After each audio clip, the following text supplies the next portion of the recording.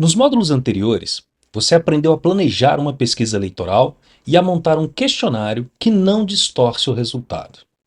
Agora, vem uma das perguntas mais comuns de quem está começando: quantas entrevistas eu preciso fazer? É uma boa pergunta, mas não é a única que importa, porque o tamanho da amostra é só metade da equação. A outra metade, que quase ninguém verifica, é a distribuição. E é exatamente sobre isso que vamos abordar neste módulo. Antes de falar em tamanho de amostra, preciso explicar o conceito em que tudo se ancora, que é a margem de erro. Margem de erro é a faixa de variação esperada nos resultados por conta da amostragem. Uma pesquisa com margem de erro de 3 pontos e resultado de 40% para um candidato significa que, com um nível de confiança de 95%, o valor verdadeiro no eleitorado estará entre 37% e 43%. Mas atenção, margem de erro não mede tudo que pode dar errado. Ela mede apenas a variação esperada pela variabilidade aleatória da amostragem. Questionário mal estruturado, viés do entrevistador, zona rural ignorada, cotas não cumpridas, nada disso aparecem na margem de erro declarada. Uma pesquisa tecnicamente perfeita tem uma margem de erro. Uma pesquisa mal executada pode ter erros sistemáticos, muito mais graves, e a margem de erro não vai sinalizar isso. Quantas entrevistas, então, uma pesquisa precisa de ter? Depende do tamanho do eleitorado e da margem de erro desejada. No Hashdata, é possível você fazer esse cálculo automaticamente utilizando a nossa calculadora, mas é importante você ter na cabeça a referência. Na prática, a margem de 3 pontos é considerado o padrão ouro em pesquisas eleitorais. É o número que você vai ver nos grandes institutos nacionais. Para atingi-la, são necessárias cerca de 1.000 entrevistas em municípios grandes. Mas, para a realidade da maioria dos municípios brasileiros, onde o eleitorado é menor e o orçamento é limitado, margens entre 4 e 5 pontos são perfeitamente aceitáveis, desde que declaradas e respeitadas na leitura dos resultados. A tabela a seguir mostra as referências práticas por tamanho de município, todas com nível de confiança de 95%. Até 10.000 eleitores, 300 entrevistas com margem de 5,7 pontos. Entre 10 e 30 mil, 350 entrevistas, margem de 5,2 pontos. Entre 30 e 80 mil, 400 a 400 entrevistas e margem entre 4,6 e 4,9 pontos. Entre 80 e 200 mil, 500 entrevistas, margem de 4,4 pontos. E acima de 200 mil, 600 entrevistas, margem de 4 pontos. E para quem busca o padrão ouro de 3 pontos, são necessárias cerca de 1.000 entrevistas, em municípios com eleitorado acima de 200 mil.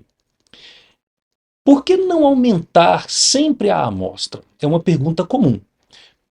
E a resposta é: porque a relação entre a amostra e a precisão não é linear. Ou seja, dobrar de 400 para 800 entrevistas reduz a margem de 4,9 para 3,5 pontos. Você paga o dobro para reduzir a margem em 1,4 pontos. Se sobrar orçamento, invista melhor em distribuição territorial, não em mais entrevistas no mesmo lugar. O Hashdata tem uma calculadora amostral integrada que aplica automaticamente a correção para as populações finitas. Para maiores detalhes, acesse nossa calculadora em nosso site e assista também o vídeo explicativo nesse link, que também estará disponível na descrição. O uso é direto. Primeiro, informe o total de eleitores do município, disponível no site do TSE. Segundo, confirme o nível de confiança. O padrão é de 95%, que é utilizado pelos institutos sérios. E terceiro, selecione a margem de erro desejada. A calculadora já exibe o tamanho da amostra recomendado, sem a necessidade de nenhum cálculo manual. Agora, o ponto mais importante deste módulo e o mais ignorado: a distribuição. Uma amostra bem dimensionada, mas mal distribuída, pode produzir resultados tão distorcidos quanto uma amostra pequena. O erro de distribuição territorial é a principal causa de pesquisas municipais que erram nos resultados. A lógica é simples. Cada área do município precisa estar representada na amostra proporcionalmente ao seu peso no eleitorado total. Se um bairro, por exemplo, concentra 25% do eleitorado, ele precisa ter aproximadamente 25% das entrevistas. Os dados para essa distribuição estão no TSE, por zona eleitoral e seção. Na prática, trabalhamos com 3 camadas de controle. A primeira é a região geográfica, bairros, distritos e zona rural distribuídos proporcionalmente. É a mais importante e a mais ignorada. A segunda é o sexo, refletindo a proporção real do eleitorado do município. E a terceira é a faixa etária, no mínimo 3 grupos: 16 a 34 anos, 35 a 59 anos e 60 anos ou mais. Vale mencionar que a escolaridade também é um importante preditor de voto, mas não é observável no momento do recrutamento. Por isso, ela é coletada no questionário e ajustada depois por ponderação. A não representação da zona rural no recrutamento é o erro mais comum em pesquisas de municípios pequenos e médios. Em muitos municípios do interior, a zona rural representa 20, 30 ou até 40% do eleitorado. E quase nenhuma pesquisa entrevista esse público. O motivo é operacional. É mais difícil chegar porque é mais caro, mais demorado. O resultado é uma pesquisa que parece completa, mas representa só metade do município. A regra é simples. Se a zona rural representa X% do eleitorado, ela deve representar aproximadamente X% da amostra.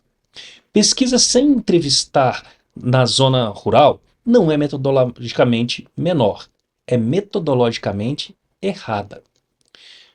Para garantir que a zona rural seja de fato entrevistada, a solução é simples. Defina as cotas por região antes de sair para campo e instrua a equipe de entrevistadores a não encerrar a coleta na sede enquanto a meta rural não for atendida. Isso precisa estar no planejamento, não ser uma decisão tomada no campo. Se o entrevistador preenche as cotas urbanas primeiro e encerra por aí, a zona rural fica de fora mais uma vez. E o último ponto: planejamento de cruzamentos. Precisa ser planejado antes da coleta, não depois. Quando você tem os dados em mãos, uma das análises mais valiosas é comparar os resultados entre grupos diferentes do eleitorado. Como o candidato se sai entre mulheres versus homens? Como está a intenção de voto na zona rural comparada com o centro? Como os jovens avaliam a gestão em relação aos eleitores acima de 60 anos? Cada um desses grupos específicos dentro da amostra é o que chamamos de subgrupos. E aqui mora um cuidado importante.